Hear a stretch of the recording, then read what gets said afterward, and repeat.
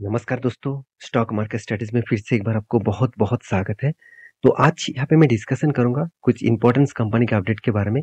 तो इस वीडियो को ध्यान से देखिएगा क्योंकि बहुत सारी इन्फॉर्मेशन है जो शायद आप तक ना पहुँचे, तो इसलिए मैं मेरे वीडियो के माध्यम से आपको ज़रूर पहुँचाना चाहूँगा। साथ ही साथ कंपनीज़ का जो अभी टेक्निकली चार्ट पैटर्न्स बन रहा है वो भी मैं आपके साथ शेयर करूँगा एज़ ए एजुकेशन पर्पस में। तो मेरे वीडियो टोटली एजुकेशन पर्पस में होगा, कोई भी बाय एंड सेल का रिकमेंडेशन नहीं है। तो प्लीज़ आपके रिसर्च के हिसाब से ही काम करना। तो चलो देख लेते हैं एक-एक करके सारे डिटेल्स के बारे में।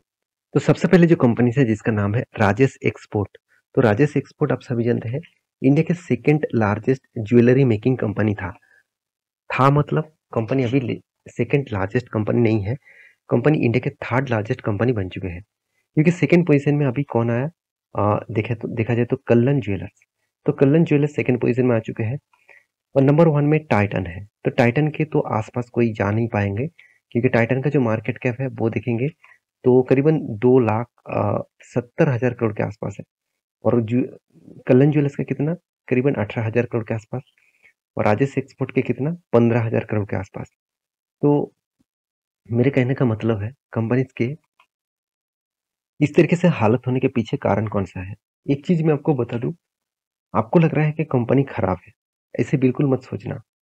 कंपनी में आज इतना गिरावट के जो कारण है उसके पीछे लॉजिक भी है, वो लॉजिक मैं आपको समझाऊंगा।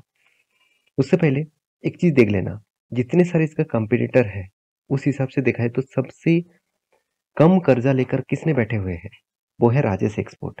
तो राजेश एक्सपोर्ट सबसे कम कर्जा लेकर बैठे हुए हैं और उस हिसाब से देखा है तो कंपनी का वीवो ग्लोबल और उसके बाद कल्लन ज्वेलर, टाइटन, ये सारे कंपनी से बहुत ज़्यादा कर्जा लिया। हाँ, वीवो ग्लोबल का भी कर्जा कम है, कोई बात नहीं।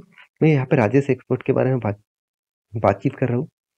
अगर मैं राजेश एक्सपोर्ट के डिटेल्स के बारे में बात करूँ तो मार्केट कैप 15,000 करोड़ के आसपास है। आरओसी आरओई एक एवरेज लेवल के आसपास है। इंडस्ट्रीज पी रेशियो भी यहाँ पे चलो ज़्यादा है कंपनी के पी रेशियो से। तो ओवरऑल बात करूँ, एनुअल इनकम जो है वो 1400 करोड़ के आसपास देखने को मिला। प्रोमोटर के पास होल्डिंग्स भी अच्छा खासा है। डेप्थ भी देखा जाए तो ना के बराबर है। हाथ में कैश भी अच्छा खासा लेवल्स में देखने को मिला। तो कंपनीज की जो प्रॉफिट एंड लॉस है, कहाँ पे गड़बड़ी हुआ वो आपको देखना है। तो आप देखेंगे तो कंपनी का सेल्स ग्रोथ कंटिन्यूसली इंक्रीज हुआ, एक्सपेंस को भी मेंटेन किए और प्रॉफिट भी मेंटेन हुआ। सब कुछ ठीक ठाक है। तो कंपनीज के प्रॉब्लम्स कहाँ पे है, कंपनी का जो प्रॉब्लम है एक्चुअली मैं उसके बारे में बात करूँ तो कंपनी एक्चुअली देखा जाए तो कंपनी का जो प्रोडक्ट है, मतलब जो ज्वेलरी प्रोडक्ट है, वो कंपनी सॉरी ज्वेलरी जो प्रोडक्ट है वो प्रोडक्ट को क्या करते हैं, कंपनी खुद माइनिंग करते हैं, मैन्युफैक्चरिंग पर करते हैं, उसके बाद सेल्स भी करते हैं।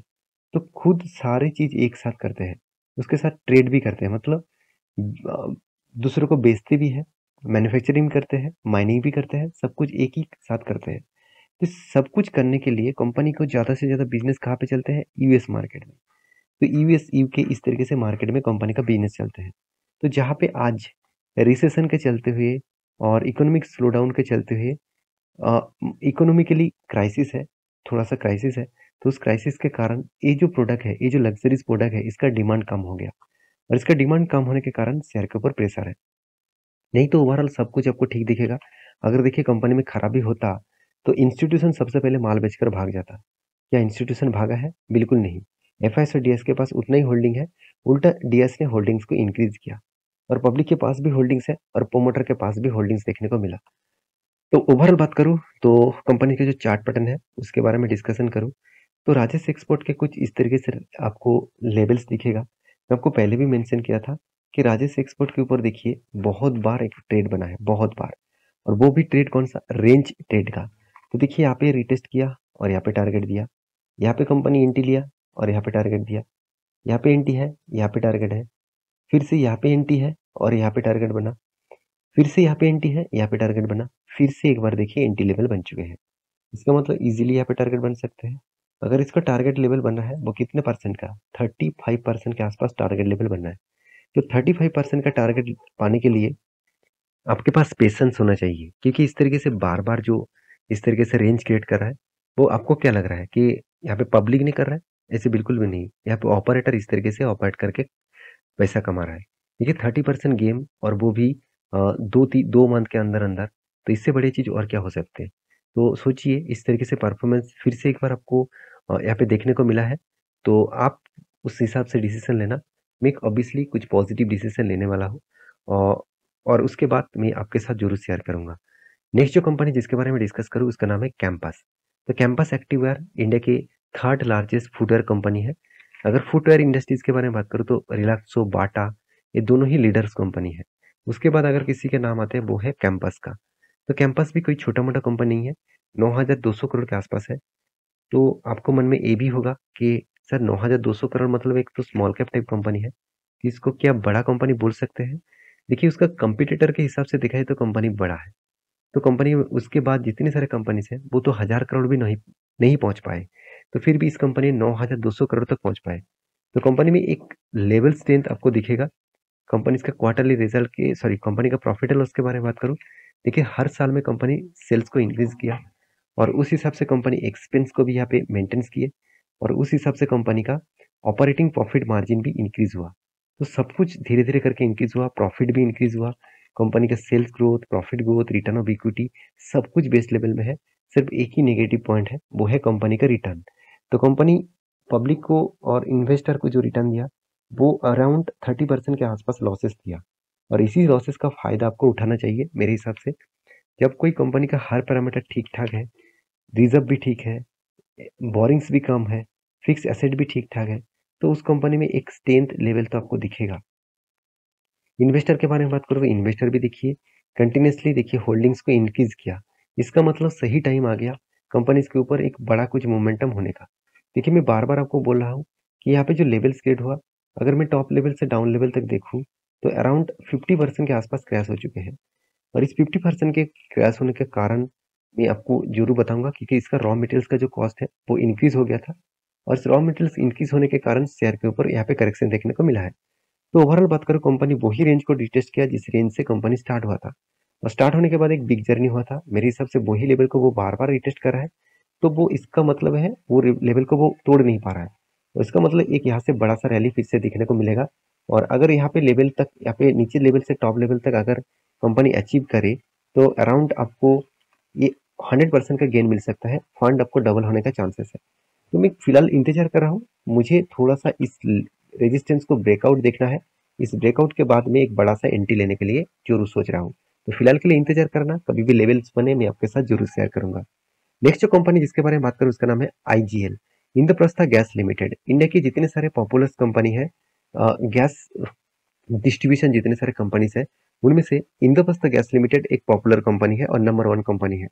इस सेक्टर के बारे में बात करूँ तो गेल जो गवर्नमेंट कंपनी है, उसके बाद अदानी टोटल गैस, ये भी अदानी ग्रुप की कंपनी है। पेट्रोनेट ये भी एक गवर्नमेंट कंपनी है, उसके बाद इंद्रप्रस्थ गैस लिमिटेड। तो एक पॉइंट ऑफ व्यू से मैं एक चीज़ बता दूँ, तो इंद्रप्रस्थ गैस लिमिटेड जो है, इसका जो प्रोमोटर है, आपको क्या दिखा? 45% प्रोमोटर के पास होल्डिंग है। इस 45% के प्रोमोटर के पास बीपीसीएल के पास 50% शेयर है, सॉरी बीपीसीएल के पास 50% शेयर है और देखा जाए तो गेल, गेल के पास 50% शेयर है। अब दोनों ही इसका प्रोमोटर है, अगर आप जाकर चेकआउट भी कर सकते हैं, देखिए गेल के पास 50% और भारत पेट्रोलियम मतलब बीपीसीएल के पास भी 50% शेयर है। देखिए बाकी एफआईएस और डीएस ने भी अच्छा खासा होल्डिंग्स लेके रखा। तो इंद्रप्रस्थ गैस लिमिटेड के बारे में एक चीज मैं आपको जरूर कहूंगा कि इस कंपनी में मुझे बेस्ट पॉइंट जो लगा, क्योंकि देखिए कंपनी सिर्फ एक स्टेट में नहीं अलग अलग जगह में खुद का बिजनेस करते हैं, जो मैं आपको प्रीवियस वीडियो में भी बताया था कि कंपनी नोएडा, साथ ही साथ आप देखेंगे तो गाजियाबाद, हापुड़, गुड़गांव, इस तरीके से अलग अलग जगह पे कंपनी बिजनेस कर रहे हैं। तो कंपनीज की जो प्रॉफिट एंड लॉस है, वो एक चीज आपको मैं हमेशा दिखाता हूँ कि कंपनी में लगातार लगातार सेल्स को इंक्रीज किया और इस बार कंपनी हाईएस्ट सेल्स को रिप्रेजेंट किया और कंपनी एक्सपेंस को भी मेंटेन्स किए और उस बेसिस में कंपनी का प्रॉफिट जो है, नेट प्रॉफिट भी अच्छा खासा लेवल्स में देखने को मिला। तो कंपनी का प्रॉफिट भी शानदार लेवल्स में यहाँ पे देखने को मिला है और उस बेसिस में कंपनी में एक शानदार मोमेंटम देखने को मिलेगा। कंपनी का sales growth, profit growth, return of equity और परसेंटेज ऑफ रिटर्न सब कुछ यहाँ पे पॉजिटिव में देखने को मिला है। तो इस कंपनी के चार्ट पैटर्न्स के बारे में बात करूँ, आप देखेंगे तो यहाँ पे कुछ इस तरीके से चार्ट पैटर्न आपको देखने को मिलेगा। कंपनी आज जिस लेवल्स में चार्ट पैटर्न क्रिएट कर रहा है, आप देखेंगे कंपनी कुछ रेजिस्टेंस यहाँ पे क्रिएट किया है। यहाँ पे एक रेजिस्टेंस है, उसको इसको ब्रेक इस लेवल को ब्रेक करने के बाद में आपको मेंशन भी किया था कि यहाँ पे अगर कोई भी ग्रीन कैंडल ब्रेकआउट करे तो एक बड़ा सा रैली आपको दिखेगा और यहाँ पे तक एंड टारगेट बनेगा। तो वहाँ पे टारगेट बना, फिर से देखिए रिवर्सल हो रहा है, फिर से अगर इस लेवल को तोड़ता है तो फिर से एक नया हाई बनाएगा और मतलब एक नया अचीवमेंट होगा और वो भी इस लेवल तक 580 लेवल्स तक। तो फिलहाल के लिए इंतजार करना, क्योंकि यहाँ पे जिस तरीके से पैटर्न क्रिएट हो रहा है, ये जो पैटर्न क्रिएट हो रहा है, इस पैटर्न के अगर नीचे क्लोजिंग देना स्टार्ट कर दिया तो यहाँ पे गिरावट होगा। अगर यहाँ से रिटेस्ट करके ऊपर जाएगा तो इसको ब्रेक भी कर सकते हैं। अगर ब्रेक करे तो एक बड़ा सा मोमेंटम आपको दिखेगा। तो फिलहाल के लिए कोई भी एंटी लेवल्स मत लेना, थोड़ा सा इंतजार करना, कभी भी मौका मिले तो उसका डिटेल्स मैं आपके साथ शेयर करूंगा। नेक्स्ट जो कंपनी जिसके बारे में बात करूं, उसका नाम है लैंडकॉर होल्डिंग्स लिमिटेड। तो इस कंपनी का जो बिजनेस है वो एक रियलिस्टिक इंडस्ट्रीज के ऊपर बिलोंग करते हैं और कंपनी का जो बिजनेस है मैं उसके बारे में बात नहीं करूंगा। मैं कंपनी की एक अपडेट है जो मैं आपके साथ शेयर करूंगा, वो है कंपनी का बोनस का। तो कंपनी 18 अगस्त में बोनस देने वाला है। हर 2 शेयर में कंपनी आपको 1 शेयर बोनस के हिसाब से देने वाले हैं। तो कंपनी अच्छा खासा यहाँ पे बोनस इशू करने वाला है।